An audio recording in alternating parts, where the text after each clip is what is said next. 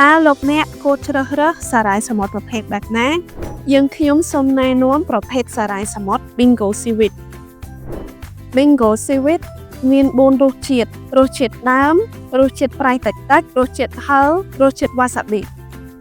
Bingo Seaweed ដែលអាចញ៉ាំជាមួយត្រីសាល់ម៉ុនអាចខ្ចប់ឬរោយលើបាយវាមានរសជាតិឈ្ងុយឆ្ងាញ់ដូច្នេះក្មេងៗតែងតែចូលចិត្តញ៉ាំសារាយសមុទ្រ Bingo Seaweed គឺល្អសម្រាប់សុខភាពរបស់អ្នកសម្បូរទៅដោយសារធាតុចិញ្ចឹមសម្រាប់ការលូតលាស់កុមារ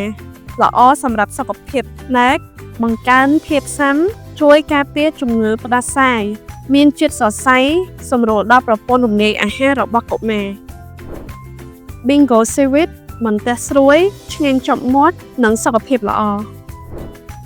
លោកអ្នកអាចរកទិញសារាយសមុទ្រ Bingo Seaweed បាននៅតាមបណ្ដាផ្សារទំនើប Aeon Mall, Makro, Lucky, 7-Eleven, Chipmunk